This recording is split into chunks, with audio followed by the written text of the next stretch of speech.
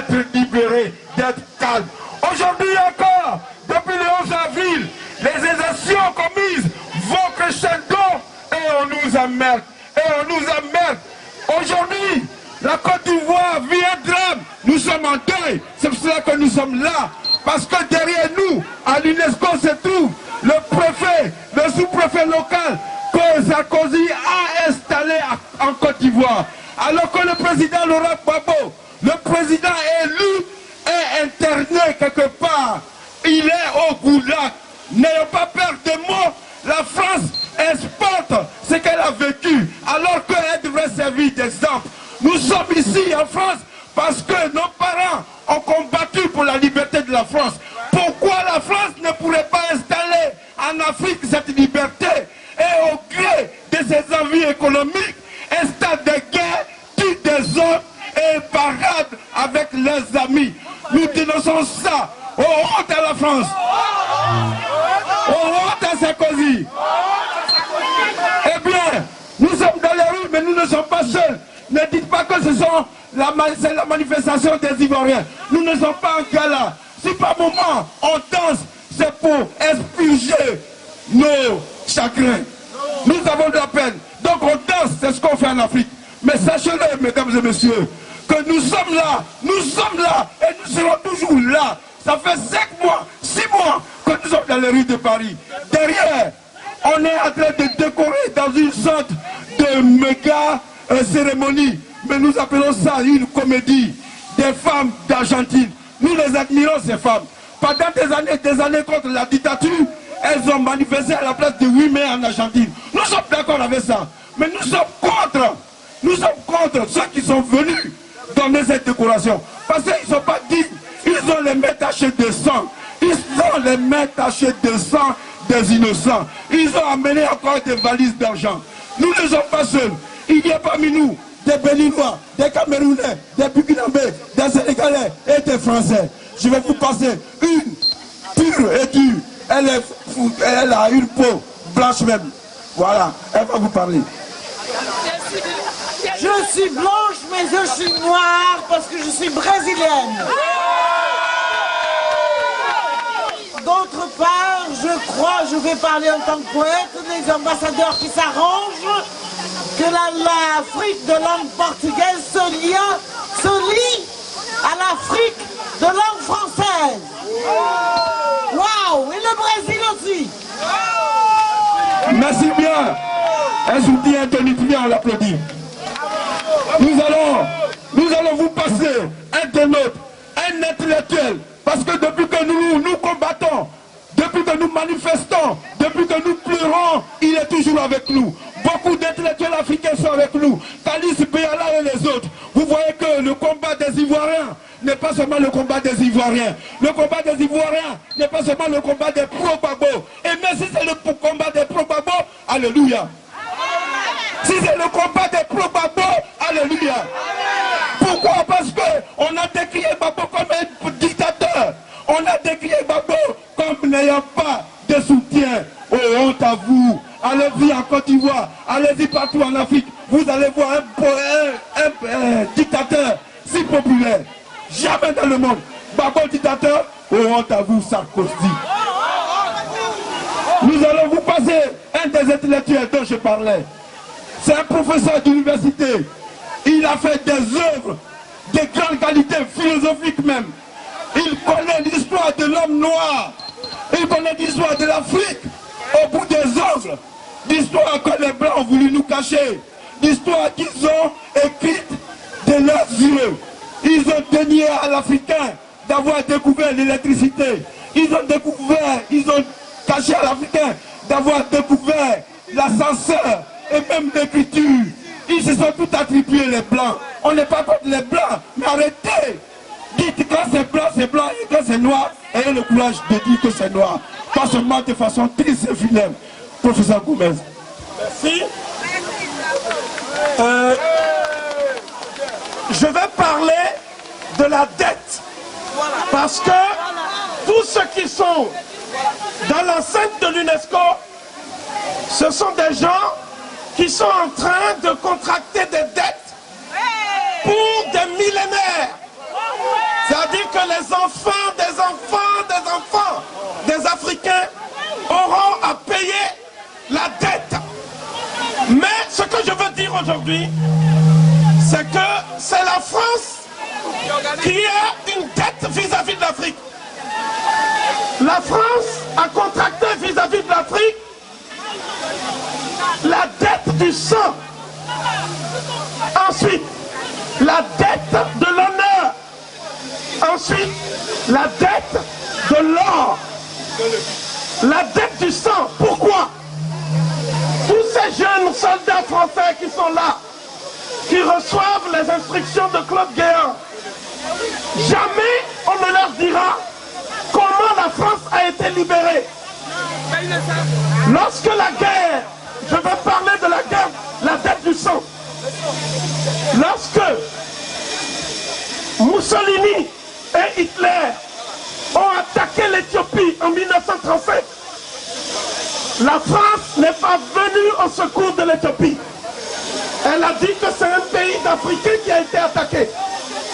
Mais lorsque la France elle-même a été attaquée, on a été en Afrique de l'Est pour faire une conscription militaire de plus de 2 500 000 Africains. On a demandé à un Guyanais, Félix Eboué, d'aller chercher des Africains qui n'avaient même pas eu l'honneur de faire un exercice militaire. Ils ne savaient pas tirer. On leur a dit, la patrie est en danger. Et le général de Gaulle, en 1944, est venu et a dit, compte tenu de la contribution de l'homme noir à la libération de la France, plus jamais la France n'opprimera des Noirs. Le général de Gaulle sait parfaitement que la libération de la France n'a pas eu lieu en Normandie à la faveur du débarquement des troupes américaines. Elle a eu lieu dans le désert de Libye. Et là-bas, 1 800 000 Noirs ont été mobilisés pour combattre les troupes de l'amiral Rommel, celui qu'on appelait le renard du désert. Il y avait une bataille aérienne, une bataille navale et une bataille terrestre. Qui est mort? Ce sont des Dahoméens, des Ivoiriens, des Nigériens. Où étaient les Français? Même les gouverneurs français de l'Afrique équatoriale française, ils avaient dit, nous on défend le maréchal Pétain. Nous préférons la collaboration. Ce sont les Africains qui se sont battus pour la France et qui ont versé leur sang pour la France. Lorsque la France a été délivrée des griffes des nazis, qu'est-ce que la France a fait? Elle a demandé aux armées africaines de s'arrêter du côté de Versailles pour qu'on ne voit pas le spectacle de troupes noires en train de défiler devant les Champs-Élysées. Et Leclerc, il a pris des gens qui ne s'étaient pas battus, des hommes blancs, tout blancs, blancs comme neige. Et il les a emmenés sur les Champs-Élysées pour pouvoir dire, voici les libérateurs de la France. Alors qu'ils n'ont jamais libéré la France. Donc, ça veut dire que la France, elle est debout aujourd'hui. Vous êtes devant nous, en train de nous gazer aujourd'hui, parce que nos parents vous ont libérés. Et ce sont... Et un de ceux qui a libéré la France, c'est le sergent Koudou, le père du président Gbagbo. C'est le père du président Gbagbo qui faisait partie. Le sergent Koudou a libéré la France, il a été blessé. On l'a amené à Fréjus. Et le sergent Koudou, son officier supérieur est mort dans ses bras. C'était un blanc, il s'appelait Laurent. C'est pour ça que le père du président Gbagbo a prénommé son fils Laurent. Comment se fait-il que la France puisse bombarder le palais de Laurent Gbagbo, puisque c'est grâce aux parents de Laurent Gbagbo que vous êtes devant nous en train de nous garder aujourd'hui. Donc nous réclamons la reconnaissance du sang et la dette du sang. Deuxièmement, il y a la dette de l'honneur. Parce que tous ceux qui sont ici, si aujourd'hui la langue française est parlée dans le monde, c'est parce qu'il y a des millions d'Africains qui sont locuteurs de la langue française. Les Français eux-mêmes ne connaissent pas la langue française. Ce sont les Africains qui sont aujourd'hui les locuteurs de la langue française. Il y a plus de 120 millions d'êtres humains qui parlent français. C'est pour ça que vous avez l'Organisation internationale de la francophonie. S'il n'y avait pas l'Afrique, la France serait moins importante que l'Albanie dans le concert des nations. C'est l'Afrique qui porte culturellement la France. Et lorsque le président de la France dit que l'homme noir n'est pas entré dans l'histoire, le président de la France est peut-être un avocat, mais il est nul en histoire. Parce que c'est de l'Afrique que l'histoire est partie. C'est de l'Afrique que le souffle de la civilisation a pris son envol. La civilisation de l'Égypte pharaonique, de l'Éthiopie, Ghana, Mali, Songhai, Zimbabwe, tout ça c'est l'Afrique. Et c'était à une époque où il n'y avait même pas de royaume en France. Tout le monde habitait ici dans des grottes. Donc, la dette de l'honneur, c'est aussi la dette de l'Afrique. Maintenant, je parlerai de la dette de l'or. Et je finirai sur ça. On a parlé de valises de billets. Eh bien, il faut savoir que ce n'étaient pas des valises, mais les billets de l'Afrique viennent ici en France par conteneurs entiers. C'est des conteneurs. C'est l'Afrique qui a financé la campagne électorale de la plupart des présidents de la 5e République. L'Afrique a financé la campagne de De Gaulle contre Mitterrand. C'est Jacques Foccart qui allait chercher les billets. C'est l'Afrique qui a financé la campagne du président Pompidou.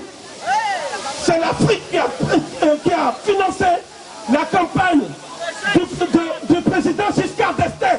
Puisque Giscard d'Estaing allait chercher carrément des diamants chez Bokassa. C'est l'Afrique qui a financé la campagne de François Mitterrand. Puisque Jean-Christophe Mitterrand, celui qu'on appelait Papa Madi, allait chercher les billets en Afrique. C'est l'Afrique qui a financé la campagne de Jacques Chirac, puisque Jacques Chirac lui-même a dit que tout ce que la France a comme trésor et butin de guerre, c'est parce que l'Afrique a été pillée et saignée. Enfin, c'est l'Afrique qui finance la campagne de Sarkozy, parce que Michel de Bonnecorse a dit que Sarkozy aussi a reçu des billets. Donc à partir de maintenant, l'Afrique cessera de financer les campagnes de la France pour financer son propre développement. Nous voulons que les Africains mettent leur argent au service de l'avenir, l'éducation, la santé de leurs enfants, au lieu de mettre leur argent au service de ceux qui font la chasse aux noirs dans les rues de France. Nous allons peser sur l'élection présidentielle. Nous allons prendre nos responsabilités parce que parmi nous, il y a des Français. C'est à ces jeunes Français que je m'adresse. C'est le mot de la fin. Je leur demande, sans rancune, sans haine, faites votre devoir. Montrez à la France que nous n'avons pas de dette vis-à-vis d'elle, mais que c'est elle qui a une dette vis-à-vis de nous devant l'histoire. Merci.